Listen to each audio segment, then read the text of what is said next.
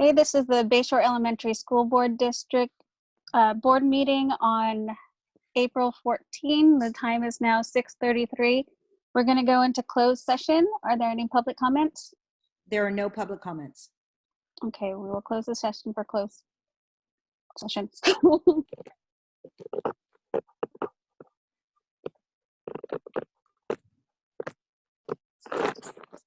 The board took action on the following items.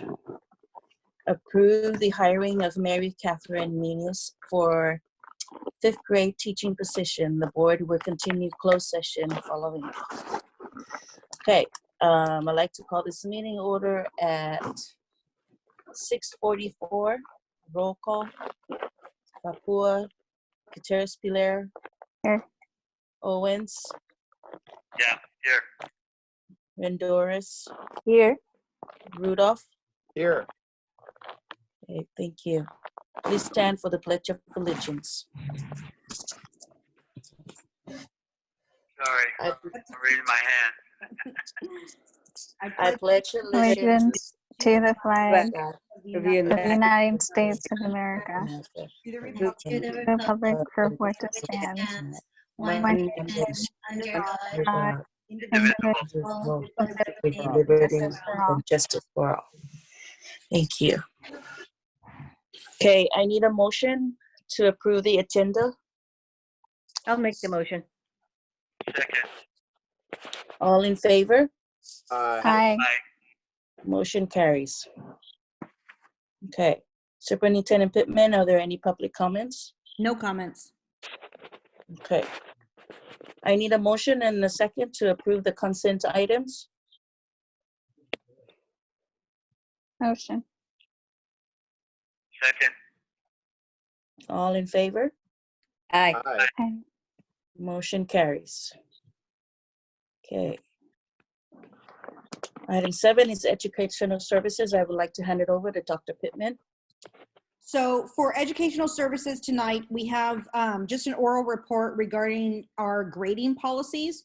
So we have board policies in effect that set up how our grading is done school district wide, and that's we use standards-based grading. So students receive a 1, 2, 3, or 4 at each of the trimesters in all of the various subjects in all of their the specific standards.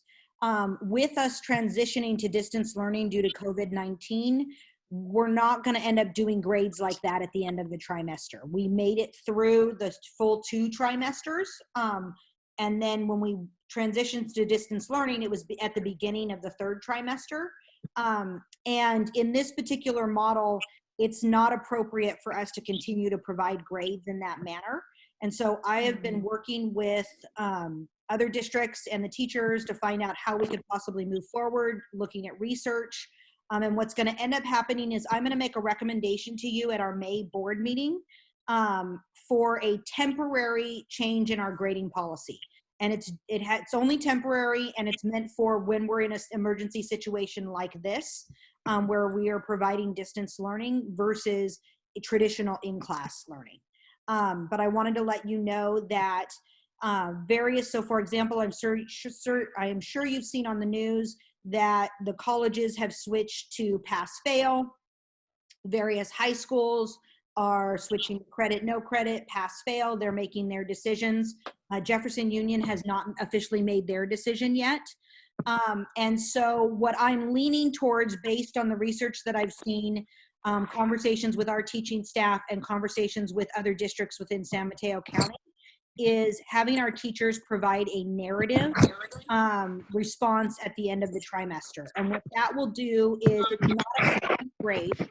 It will provide information for our students and our families on how they did in this model and where we need to offer more support as they transition to the next grade.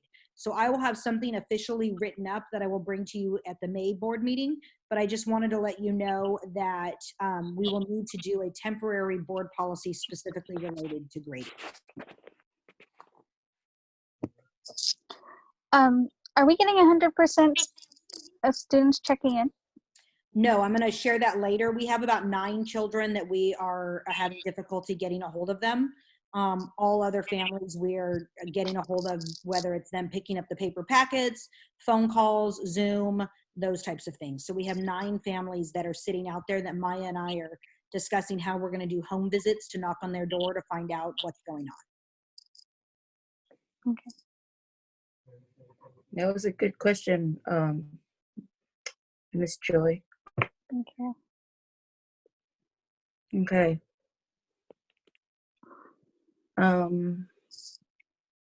What do you think, Dr. Pittman, with this temporary grading system that we're going to start implementing at this period of time? Is it going to be simple for parents to read and comprehend, and both sides? How is it for the teachers? Right. And so that's one of the things that we need to work out is I don't want teachers to provide a novel for every child. That's what I'm saying. Just when I read a novel. No, I'm going to draft up some makes samples of what other districts are putting together. And the narrative will be around various things, from how your student participated in this learning environment. Were they checking in daily? Were they checking in once a week? Were they asking for extra help? Were they participating during office hours? Part of the narrative will be around we're able to do assessments when kids are checking in with their teachers. They don't have to have a paper and pencil assessment to determine if the child knows the standard. They can have a conversation with the child, and the student can articulate. And so it'll offer an opportunity for teachers to point out how kids are still doing related to the standards that we want them to learn, and then any extra assistance that they may need. And so we will draft a kind of a template for teachers to use with each of the students. And then the other piece is whatever we will provide will be translated into the language that their families speak at home. Whether it's Spanish or Arabic, Chinese, Tagalog, whatever the language is, we will translate it into that language. What we're finding during this, which is really kind of exciting, is that, so for example, we have families that speak Arabic, and we don't have anyone on staff who speaks Arabic.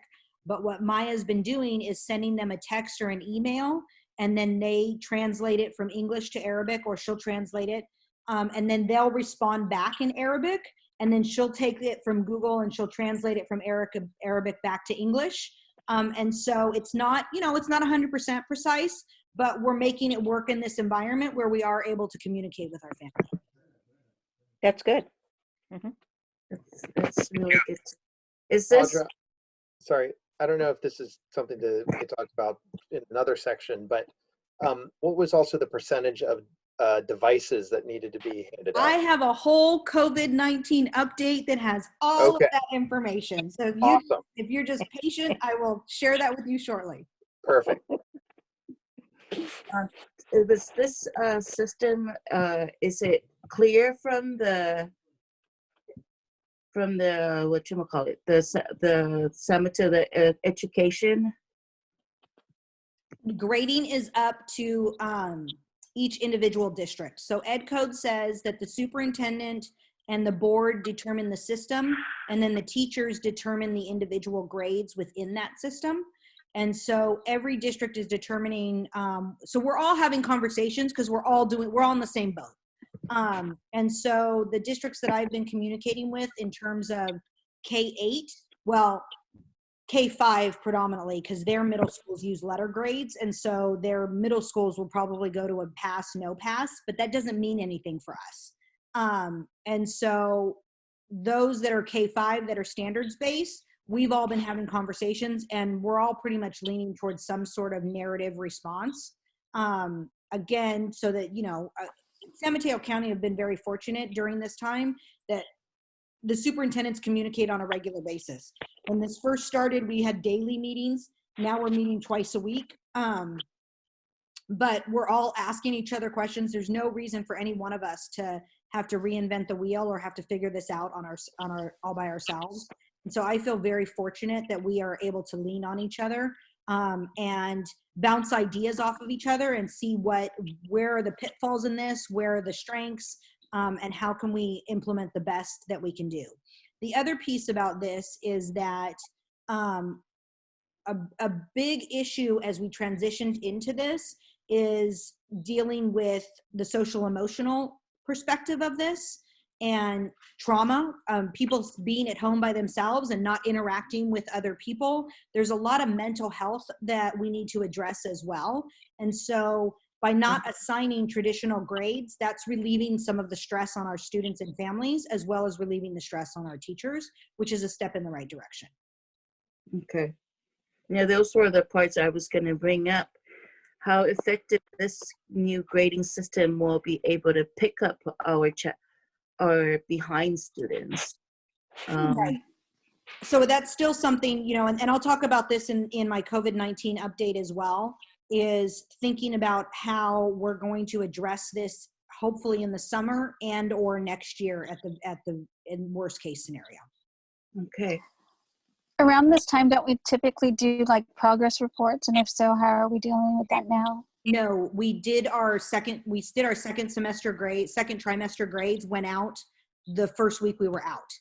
And so then there isn't anything until June. So then it's just ongoing feedback throughout the days and weeks that we're here. And then the other piece that I'll say right now that kind of relates to that in terms of next year is one of the conversations that we're having with our teachers is we've got 7.5 weeks left. So what are the core standards that we expect them to address and our kids to be able to get before now in June? And so then that's one conversation. And then the second piece of that conversation is then thinking about, okay, we know there are going to be gaps when we come back in August. So third grade is going to start out different in 2020 than it normally starts out. So we have to plan for that now so that when we start third grade in August, we are already going to be addressing the gaps that happened between March and August. And so, and I'll talk in the COVID-19 update about if we're able to come back for summer, some plans and ideas that I have. But if we aren't able to, then the start of next year will look differently because our classes will need to go back and address standards that were not addressed in the previous year. And so we're having that conversation right now with our teachers so that they can start thinking about that as we move forward and as we think about what the fall of 2020 is going to look like. Okay. Thank you, Dr. Pittman. Okay, then we move down to 7A is Resolution 1909-09, National Teacher Appreciation Week. Superintendent Pittman, please present the resolution. Resolution number 19-09, Teacher Appreciation Week. Whereas education is a grand and powerful profession worthy to be honored and respected, and excellence in education begins in the classrooms of our nation's schools. Teachers are among the professional educators who are charged with the responsibility of helping to shape the destiny of our country by training and guiding our children, youth, and adults. And teachers are and will continue to be a dynamic force in the educational process. They have demonstrated through their sense of purpose and dedication to their profession that they are a major source of inspiration to our students. And the teachers in the Bayshore Elementary School District have consistently documented their professional competence and commitment to students through their willingness to give of their time, energy, talents, and ideas. They are to be praised for the progress our students are making. And the teachers in the Bayshore Elementary School District stepped up to the plate during COVID-19 and transitioning to distance learning, providing continuous learning and connections for the students of the Bayshore School.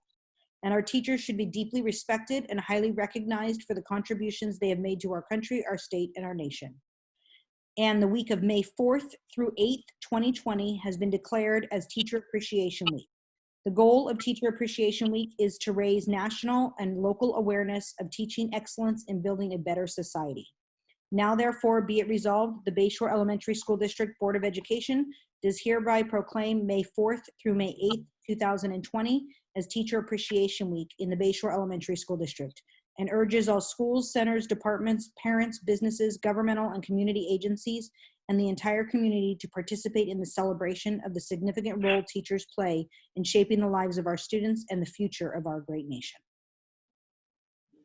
Okay, I need a motion and a second to adopt Resolution 19-09. I'll make a motion with gratitude. I'll second. Oh, Cecil can have it. All in favor? Aye. Aye. Okay, motion carries. Okay. Item 7B is Resolution 19-10, Classified Employees Appreciation Week. Dr. Pittman.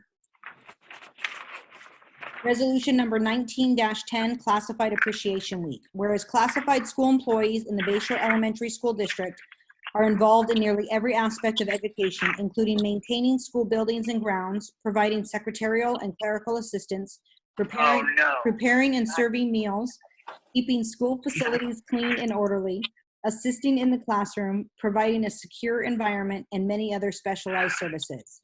These dedicated individuals deserve recognition and thanks for the outstanding work they are doing for this state, their communities, and the children enrolled in California's public schools. Classified school employees are instrumental in fulfilling the state's paramount duty to educate children, and by supporting the learning environment, classified school employees are crucial partners with teachers, parents, and administrators in the Bayshore Elementary School District Board of Education. The classified staff in the Bayshore Elementary School District stepped up to the plate during COVID-19 and transitioning to providing food for our students during at-home learning and supporting our teachers during distance learning for the students of the Bayshore School.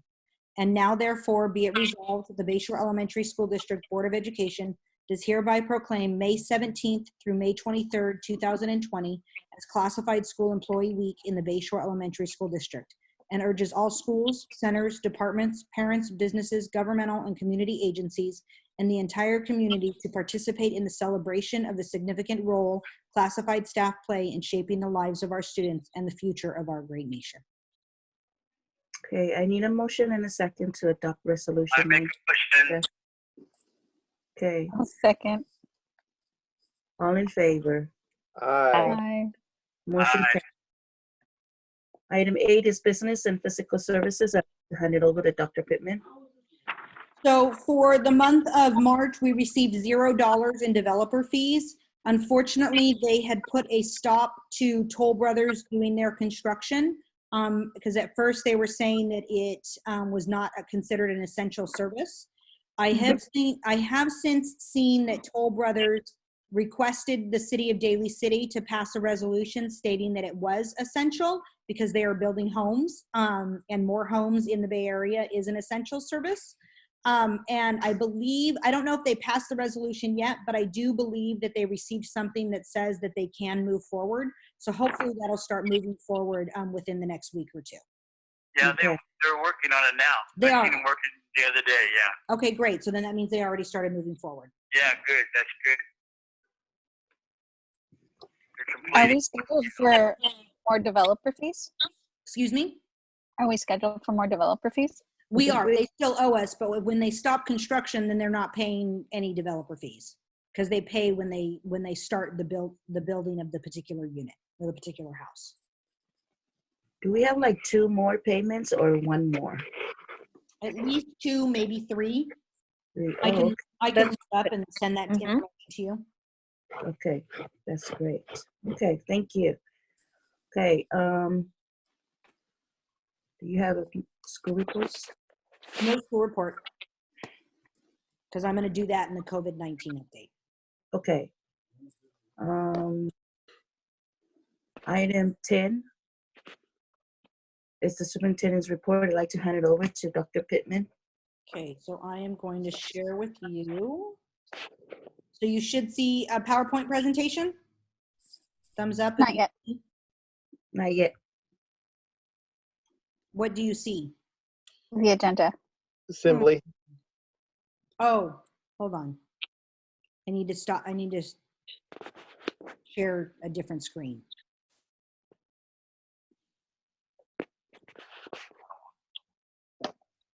There we Okay. go. Now? Yes. Yeah. And you see it as a presentation, yes? Yes. Okay. Yes. Okay, so here's my update for today.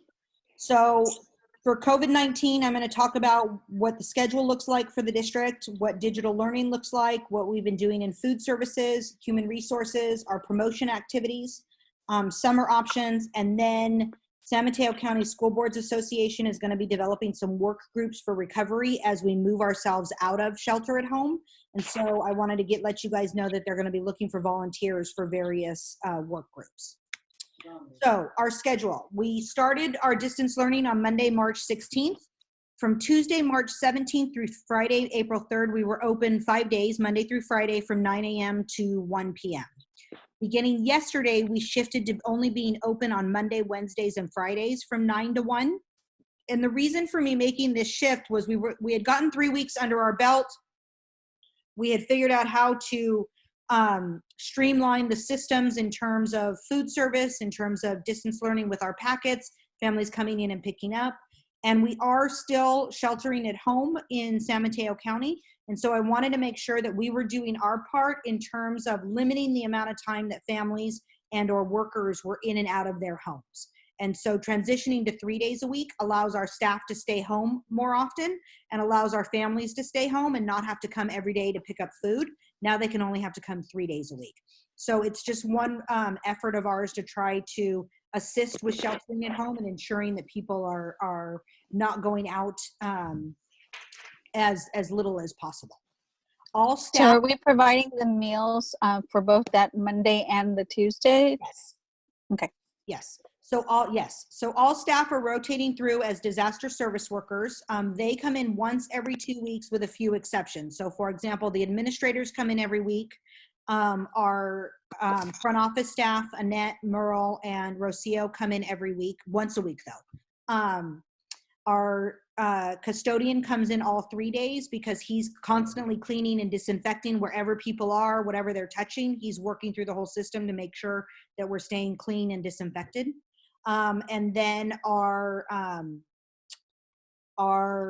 food service workers, traditional food service workers during the year are coming in once a week as well so that they can be the head chef in the kitchen as we're making our lunches.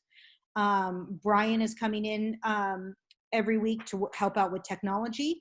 And then Marcus and Arnold are coming in on Mondays and Wednesdays because they help with delivery in conjunction with the Boys and Girls Club of the food that we actually take out. But everybody else comes in every other week and they have a specific station that they're working, whether it's handing out and receiving student packets, preparing packets for distribution, checking out technology, or food distribution. I'm going to show you a video. I'm hoping that you will be able to hear it. So you got to give me a cue. This is one of our first, if not our first, Bayshore TV video that was made that will go on our YouTube channel. And it shows our families about social distancing and what they need to do when they actually come to school so they can stay 6 feet apart and monitor it as they go through the system. So I'm going to play it and I'm going to hope that you can hear it. Hi, I'm Miss Baker, principal at the Bayshore School, and you are watching Bayshore TV.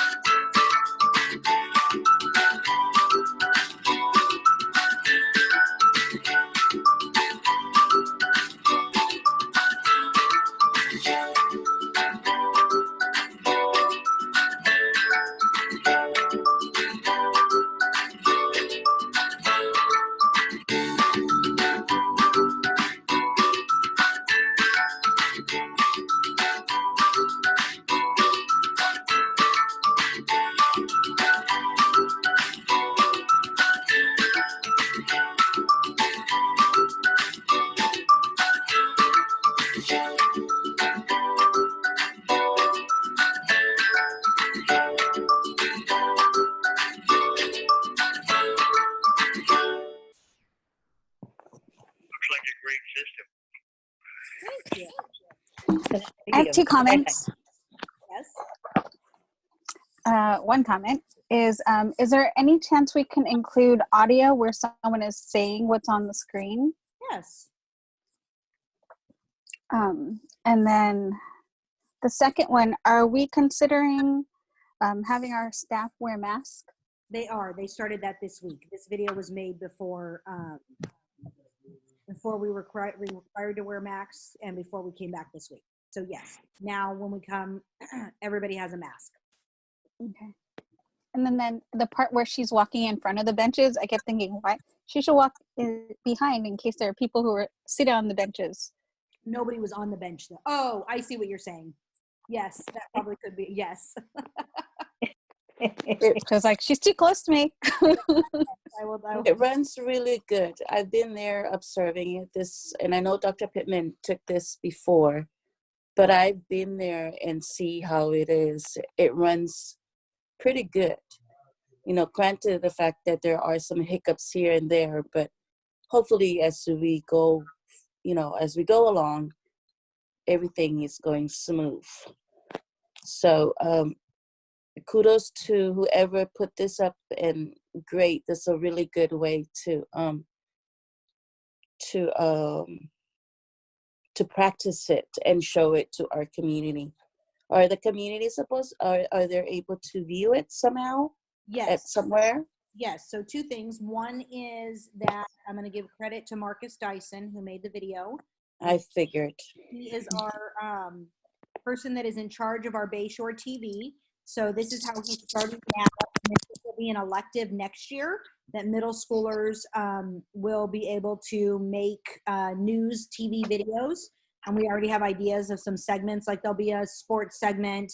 I was having a conversation with Jeff at Library and Rec because they do Second Harvest.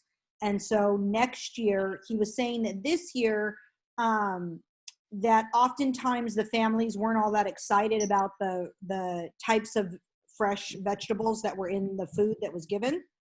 And I said that I think that two things. One is my hope is with our Scratch Kitchen kids, because we're introducing kids to vegetables that they might not be used to. For example, they now eat kale on their pizza and they love it. And so we were talking about that may have helped. And then in the conversation, we came out with this great idea that Marcus is completely on board with, that next year he's going to do a segment called What's in the Box, because Jeff's going to find out what's going to be in the box a day or two in advance. And then Marcus and his kids are going to do a cooking segment based on what is in the box so that the families can actually see that and can make whatever we recommend based on the vegetables that are actually in the box. And then all of our videos will be posted on our YouTube channel, which will also have a link. I've told you we're getting a new webpage. And so there will be a link right on our webpage that takes them straight to the YouTube channel so they can see all of the videos that we're making. Is there a way to have it embedded in the website as opposed to transferring over? Oh, I have to have a conversation with them. I'm not, because it's done through YouTube, so I don't know if they are allowed to embed YouTube into it. So I will clarify with her. One of the reasons why we think that we want to have it go to YouTube, though, is because you can filter it, and then they could see all of the what's in the box videos or see all of the athletic videos. But we're still in the beginning stages. So whatever we can do to make it as seamless as possible is absolutely what we will do. Okay.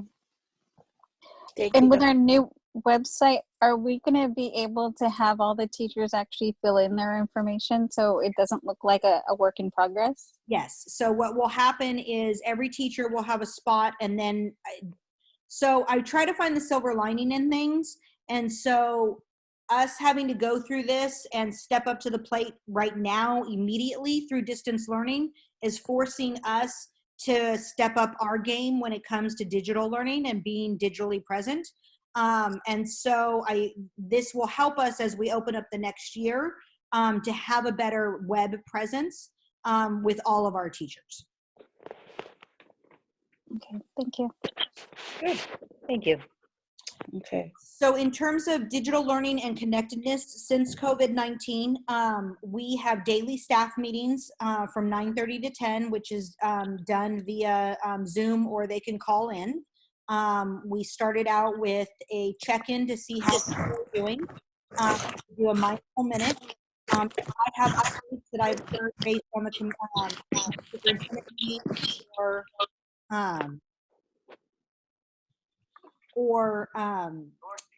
the state, then I give that. And then we either do a best practice or we break up into small groups where the K-5 teachers are meeting and the 6-8 teachers are meeting. And so that occurs on a daily basis. In terms of teaching and learning, as we transitioned to this model, we started out with packets, and that was where the bulk of our work has been. We recognize that we cannot do packets between now and June. And so how are we transitioning into a digital platform? And so part of that is we couldn't do that until I could guarantee that all of our kids had access to two things. One, a device, their own device, and two, reliable Wi-Fi. And so we started checking out devices. We have 120, and these 124 Chromebooks are above and beyond the 6 through 8 school to home that we had already done. So we asked families, do you need a device? 2nd through 8th grade had an opportunity to check out a Chromebook, so we checked out 124 Chromebooks.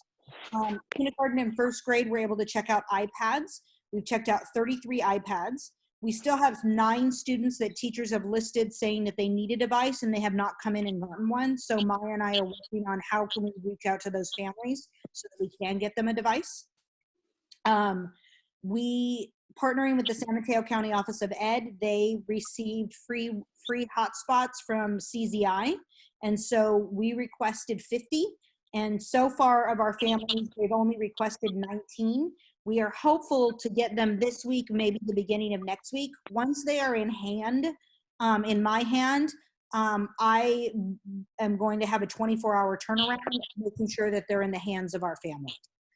So because we requested 50, there might be a family that has multiple children, and we might check out more than one to them, because as you know, if you're working off of a hotspot, and there are 5 kids working off of that one hotspot, it's not as quick as it needs to be. And so we want to make sure that all of our families have reliable internet access. And the County Office of Ed also has another philanthropy that wanted to reach out, and they're going to be partnering them with us. Instead of hotspots, they're looking at ways to possibly get Wi-Fi in the house. So for example, if a family has cable, then they would buy the modem for them and pay for the internet access for a year, because having a modem access in your home is much better than having a hotspot. So we're trying to figure out ways that we can up internet access in our community. And then last Friday, I had a conversation with Tony Bayshore, which is I'm sorry? I had a conversation with Tony. I'm not sure if I'm pronouncing his last name. Bayuden? Bayuden, yes. Supervisor Canepa's chief of staff. And I was asking about the possibility of the county providing portable Wi-Fi throughout Daly City. I know that Supervisor Canepa has been instrumental in getting free Wi-Fi throughout the city and throughout his district. But unfortunately, the Wi-Fi that he's gotten set up, you have to actually be at the library, or you have to be at the facility where it is. And in shelter at home, that's not an option. And we're having a conversation of having portable Wi-Fi towers that can be placed strategically throughout the city of Daly during this particular situation that will bring Wi-Fi to the entire community. So he's supposed to call me this week to see if we can move forward on figuring out how we can make that happen. Yeah, unfortunately, when he had that system going on, it wasn't prepared. It wasn't built for distant learning with the free Wi-Fi's. Right. So I have a question on how from families whether they want service in technology, or would they prefer paperwork? Either or. So we have asked our families if they need a device. Our goal is there's still going to be paper even if you do digital, because you have to, like, I'm here writing notes. And so our families are still going to be able to need, our kids are still going to need paper products at some time. And so they'll still come to the school to pick those up. And so we're trying to figure out the benefit of having digital versus paper packets is that you can truly differentiate the learning with digital, and it can be, what's the word I'm looking for? Live isn't the right word, but it can change over time versus it's static with just the paper. And so we want to make Active. sure, yeah, the paper packet is static. Once you hand it out, that's what it is. And we want to make sure that the learning that we're providing, the teaching that we're doing, can be malleable and can change and adjust based on the needs of the kids. And so it would be ideal if all of our families had access to a device, which is why we're checking them out, and have reliable Wi-Fi so that they can interact with their teachers in a more, lack of a better way, interactive method. Do we have a centralized database with all the information of the families that have like taken technology or? Yeah, we check it out. There's a system that we use. We document what the inventory number is on the device that they've checked out. The parents have to sign out for it. Children can't, even in our video. I chuckled when I saw that. Students cannot check out a device without their parent with them. The parent is the one who is signing off on taking it because they're still responsible for it.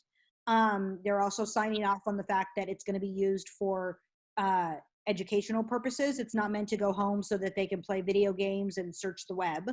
And that there's no privacy because it's our device and we can access what was on the device. And so they need to be mindful that that's what it's for. Is it's meant for the children to use it for educational purposes. Do we have any cases of damaged devices and Well, not yet, but that's one of the reasons why I am writing a grant to Silicon Valley Community Foundation asking for 100 Chromebooks, 400 headsets, and to help us pay for a Zoom account, because we have enough devices to check out, but chances are they're not going to come back in the condition that we sent them out, depending upon how long they're out. And so we just can't afford to buy a computer for every child and it be theirs to take home. And so that's why I'm writing to the grant, and I feel pretty good about us getting it.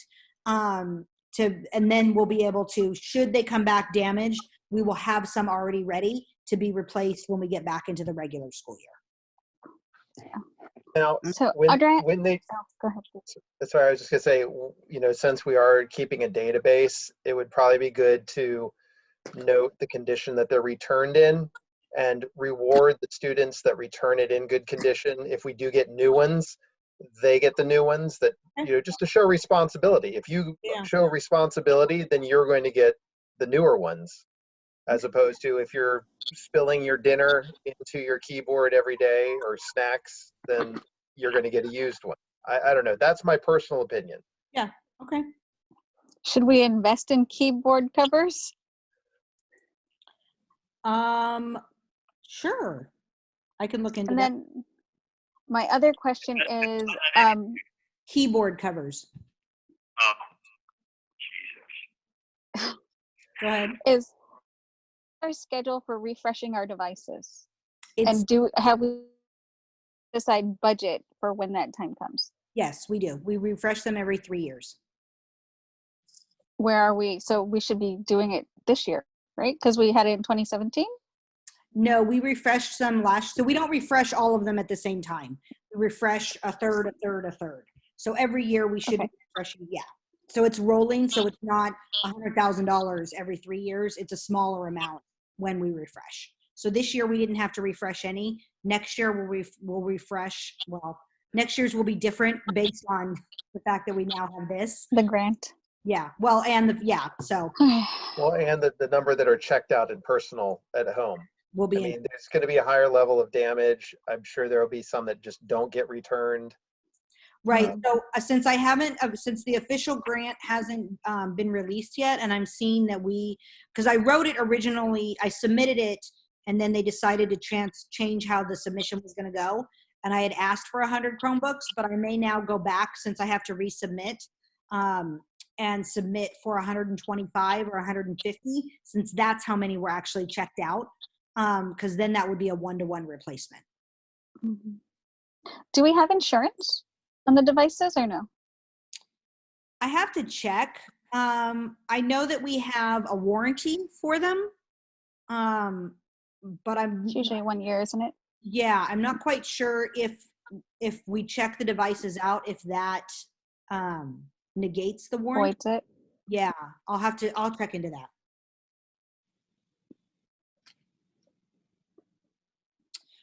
So for grants, as I just said, I'm writing for technology. I also submitted a grant to the San Francisco Foundation around food services, because they had 4 areas, and that was the one that we qualified for. And so I have asked them for funds to, and I should have put this on here as well. I have asked them for funds to increase our food production. So instead of just providing meals to our kids, for every family, we would give them 1 or 2 meals for the adults in the home as well. And the grant money would pay for that. So it would pay for whatever food we needed to purchase, as well as the hours, those types of things, to provide meals for our adults as well. Because if families are out of work right now and their kids already qualify for free and reduced, the chance that there isn't food for the adults in the home is going to get higher. And so this is a way for us to support as well. I also, in last Friday, I was having a similar conversation about food services with Supervisor Canepa. And so I think I'm going to write, I've got 3 things that I want to ask him for Measure K, because there has to be a $10,000 minimum. So I'm going to ask him for money for food services so we could provide food for adults. I'm going to ask him for money, which I'll talk about a little bit later, should our families choose to do a virtual promotion activity. And I'm going to ask him for money to assist us next year when we come back around reading instruction for our kids who are behind in reading, because if they were behind before and then they're out, they're going to be even farther behind. So I'm going to ask him to support us in providing intensive reading instruction from the beginning of the year for any kids who are behind. As you can see, we've increased we now have a Facebook page. So if you aren't following it, I'll send you a link with what the Facebook page is so you can see the updates that we put on there. Our Instagram is constantly being updated, and now we have Bayshore TV. And I did have a regarding food service that I wanted to ask. Do we have more staff on Fridays? Excuse me? Do we have more staff on Fridays when we're giving out the food? No, because we don't give out more staff on Fridays. We have more staff on Mondays and Wednesdays because, well, I'll go into food service in a second. Okay. But on Mondays, we give meals for Monday and Tuesday. On Wednesday, we give meals for Wednesday and Thursday. On Friday, we give meals for Friday. So the bulk of our staff is on Mondays and Wednesdays, because Friday is just doing the 1 meal. Okay, but the box. That's it. Yes, we have Boys and Girls Club. from the Boys and Girls Club, and so they do the second harvest. So they have people that come. We might have 1 or 2 people that assist them in putting the boxes together, and then go out and help put them in the cars. But the bulk of that is from Boys and Girls Club. Okay. So do you know anything about the numbers? Because I think they said we had 350 boxes. And the need has increased over time as word has gone out? Yes. So the first few weeks they were giving 100 to 150, and last Friday they gave out 300. It was either 320 or 350. Mm-hmm. And so they have the food, because I asked Jeff I could write to a grant to get us more food, and he said Second Harvest has. We just need to ask. And so they were running out in like 20 to 30 minutes. And so I think we're going to now see over 300 each time they come. And then we also have posted on our website, and we're communicating with them as well, that Jefferson Union, also at Jefferson High, offers a similar opportunity on Thursdays and Saturdays. So it's Tuesday and Saturday now, right, Teresa? Tuesday or No, Thursday? Thursday. I thought I saw an Thursday. updated flyer. Was I wrong? You might be wrong. It's Thursday and Saturdays. Thursdays and Saturdays. So that's on our website as That well. was our first updated. Now we have a second update. But the problem is because we were in conflict with Dolce, they were giving out food. So there's 2 food services happening on Friday on Bayshore. One is at Midway, which is organized by Peninsula Family Services, and there's one at school at our campus, and that's given out and spearheaded by the Boys and Girls Club. So again, all Jeff needs to do is call the maid, because that's what we did. We went from 500. First we were at 350, 500. Now we're at 1,000 a day. Yeah, I saw that video of there being a line all the way from Jeff to top of the hill, Mm-hmm. which is like a mile and a half or something like that. Yeah. Is that more than? Yeah. Great job. Thank you. So it's just a matter of, families getting the idea of knowing where the spot's at and they can go, because all you need to do is what actually food harvest is, the real food harvest before all this went down is that they have to show proof of income, that they're making a certain amount of money, how many children are in the family and whatnot, and what they're serving. But now with what's going on, they're not even asking how much they make. You just have to come and sign. As long as you sign in for the numbers, then everybody gets the same amount of food. And the same holds true for us when we provide our lunches, our breakfast and lunches, is in the past, you would have had to prove that you qualify for free or reduced lunch, but that's not the case anymore. Now it's just you are under 18. And now they've actually said that because it's of COVID-19, in the past, you needed to have the child with you. But now they're saying if you really are sheltering at home, you shouldn't be bringing your children out in public. And so the adult can come. And because we know who our families are, and we know that families are, they legitimately have this need, we're able to give them the meals. So we provide them with both a breakfast and a lunch, which includes yogurt, string cheese, fruit, vegetables, which are cucumbers, carrots, granola bar, and then a sandwich, which is either a turkey sandwich or a vegetarian. And so as I previously said, now we're giving 2 breakfasts and 2 lunches on Monday to feed you for Monday and Tuesday, 2 breakfasts and 2 lunches on Wednesday to feed you for Wednesday and Thursday, and then 1 breakfast and lunch on Friday. And then we are having anywhere from 125 to 150 picked up on a daily basis, meaning one day. And then we are delivering to 11 families who have said that they cannot come to the school to get their lunches. And we're actually doing that in partnership with BGC.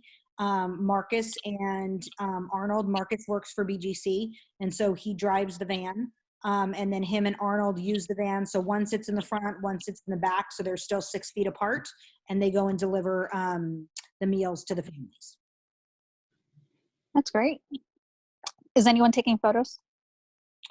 I do think we have some photos, yes. Because it would be nice to chronicle it after all of this is over. Yes, and we are doing that, and we're giving photos to Lewis, who's putting our yearbook together, and we're posting them on Instagram and Facebook. And I know that when we first started delivering, Maya was taking photos, and we posted those. I don't know if they're continuing, but I do know that we have some in our bank. Okay. In terms of human resources, we're still continuing. We have 2 openings that I shared with you. After tonight, we now only have 1. So we had interviews for 5th grade and then 6th grade ELA and social studies. It starts out with a Zoom panel interview, which consists of administrators, teachers, and students. If they feel that person can move forward, they then do a Zoom lesson delivery with staff and students. They then check references, and then they recommend them to come and sit with me, and I do a Zoom interview with them. And so based on tonight, we filled our 5th grade position. And so now we just have one 6th grade ELA social studies position left open. And so we are hoping to set up interviews within the next week or 2. Have we, did we ever do anything for our preschoolers? For what? You mean in terms of distance learning? Correct. Promotion? Distance learning, absolutely. Our preschool teacher is participating in the same way that our regular teachers are. If she has packets or anything that needs to go home, she does them the same way that everybody else does. And she's communicating with whatever platform she normally uses. I can't remember the name of it. And so she keeps me and Maya abreast if there are special needs for preschool. But yes, she is still communicating with them and giving them things that they can do at home with their kids. Okay. I also have a website. I'll send you later, because at the same time, the teachers need their professional growth hours Yes. for their permits. Okay. And they have free webinars over there. They can, it's just a matter of we're trying to figure out how to accumulate the professional growth hours. But I'll send you the website where they can go and get their, and what our organization is doing it. So the teachers are granted the list of and information and contact information of the parents. And then the teacher you guys can set a Zoom conference with the parents in our preschoolers with the teachers. So that's what we've been doing in our organization, because it would be nice if the children will see their teachers at the same time, just like with the elementary school and Yes. and our older kids. So if we can embed that. I'm assuming that she has a Zoom account. She's on our Zoom calls. So I'm assuming she is doing that with our preschoolers, but I will confirm. Hello. I'll confirm if she is doing that with the kids. Hold on one second. Cecil, can you hear us from the computer now? Now I can hear you from the computer. Wow. I don't know what I did, but. Okay, then I'm going to hang up. Okay, and I'll hang this phone up too because the battery's going dead on the phone. Okay. Can you hear me? We can. Yes. Wow. Okay. Hi, Mr. Owens. So yes. Yeah, that would be nice if you check in with them and see how they're doing with the little ones too. And then in terms of promotion activities, so for 8th grade, we are going to survey our students and families to determine if they want to do a virtual promotion activity in June, or if they want to postpone it until it's safe to do it live. I've gotten a quote. Right now it's $7,500 to do a virtual one. And so as I previously said, I'm going to reach out to Supervisor Canepa to assist with this fee.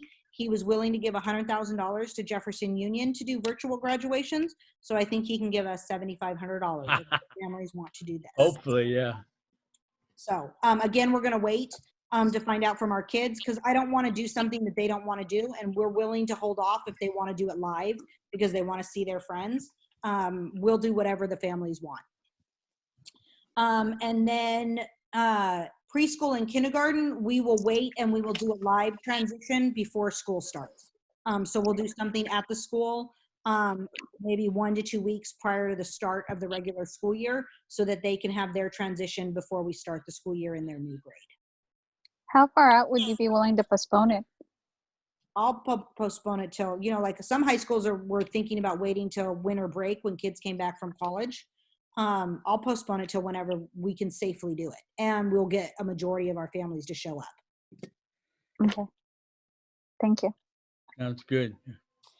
And then in terms of summer options, hopefully we will be at a place where we can transition into a soft release of shelter at home, and we can bring small groups of kids back. And so I'm working with BGC to develop a summer program, which includes both academic and enrichment activities. So our kids who are behind or feel that they might get some slip can come in and have academics taught in our summer program. So hopefully with a stay-at-home will be lifted by summer. And then I'm going to look for funding to help us support both the academic support in the summer as well as increased support as the school year starts.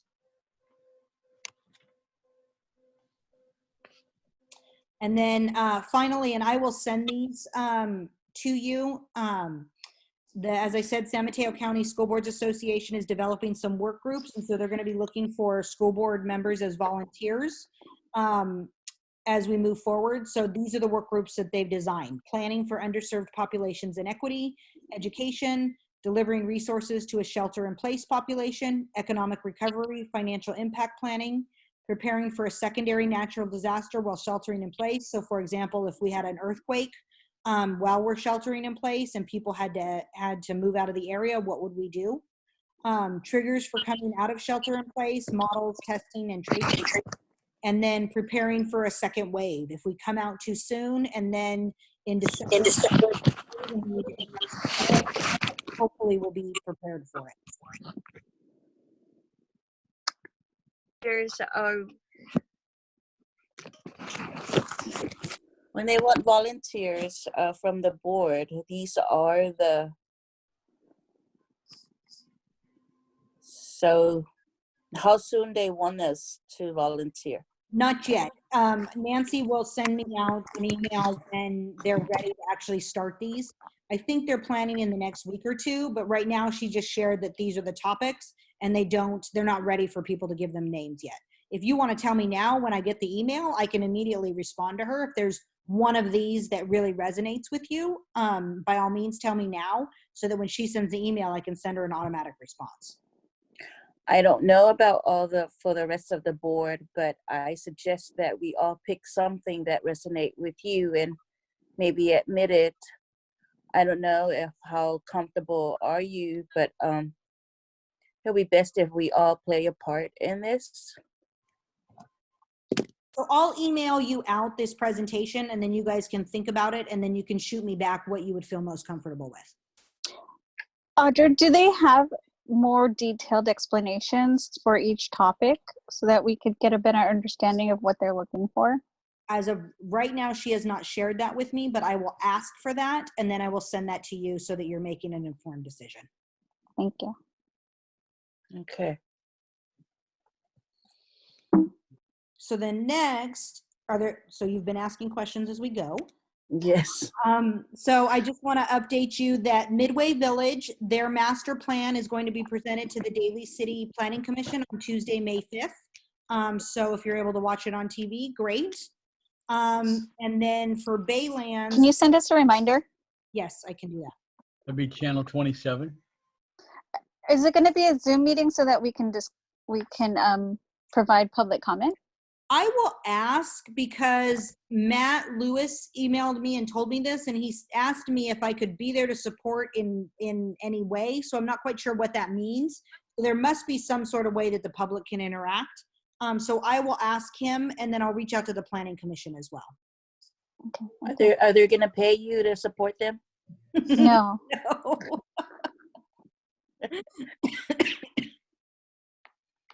And then tomorrow night, we have a 2x2 meeting with Jefferson Union, Board Member Fapua and Board Member Rudolph, and I will be meeting with Jefferson Union and Brisbane Elementary to discuss the Baylands and hopefully coming together with something in writing as well as something verbal to share that we are all on board with the developer building a high school on this side, so that we can alleviate some of the community members in Brisbane who want to become a K-12 district and or have us and Brisbane merge so that they can have a high school. So I'm hoping that tomorrow will be fruitful in terms of us moving forward. Are you guys doing a Zoom? Yes. Yes. Hopefully I don't forget. Where's the meeting at? Zoom. It's a Zoom. And it can only be 2x2 because we don't want to violate. No, I know that, but I said, where is the meeting? Oh, like this. We're all going to be at our. Oh, you're not actually meeting. Okay. No. I thought you were going to Brisbane or Jefferson High School or something, No. Oh, no. or Dave's house. Oh, no. And that's No, all. we're not. We're meeting in Zoom. Oh, God. Okay. And that's all I have. Okay. Item 11 is board reports. Are there any board reports? Nope.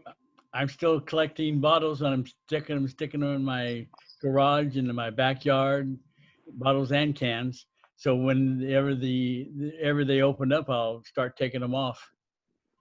Okay. You want me to bring some by, Cecil? Or No, just you hold can on to store them? them for a while if you want. Okay.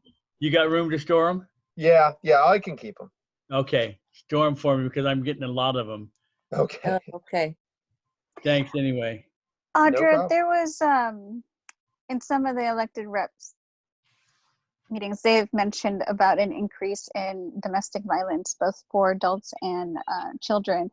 Have you heard anything about any of the students having issues? And any of the documents for resources available to them? We are sharing mental health resources, and our counselors are still working, both Brian as well as Natalie from Star Vista from the county office, as well and our wellness together counselor. And so they're all still interacting with our families who were the highest needs. And then our teachers are checking in specifically around things like that to make sure that our families are doing okay. And then making connections. So if we get a report, then they share it with Maya and or myself, and we reach out to a counselor and or an outside service that can go and support them should they be dealing with something like this. Do we have an online form where the kids can send in messages without, We don't privately? have anything officially, but it doesn't mean that we can't design one. So I can talk to our counselors about what that could look like and how we would go about doing it so that it stays private and isn't something that is easily accessible by anybody. Maybe even an app that's on the school provided laptops. Yeah, Mm-hmm. Yeah, because oftentimes they can't talk. right. Have all the teachers, have our aides classified? Has everybody done the training online, the mandated report? Yeah, we all do that at the beginning of the year. Okay. Yes. Because we just had a new one. It's a new version that our organization, we redid everybody this year. Okay. And you're able to, they sent you the number, the code. I mean, they sent you your certificate number that stays in your file. Oh, So okay. So before it was like every 3 years. We do it But every now it's every year. Yeah. So, and then they sent you, because it is expired every year now. Right. So the staff should have, even our classified should have, as part of their package, even as part of the hiring. Because they can give you the number for the number for the certificate, and you can go up and look it up and print it out. Okay, I'll look into that. I kind of want to backtrack to the Midway Village. Is there any way we can get a copy of the master plan? I can ask for it. Because I like to comment. Yes, you do. And I've read your comments on so many things that they weren't aware of. So thank you for that, Joy. Yes, I will ask for that. I'll send him an email tonight. Even in color coordinate. I try.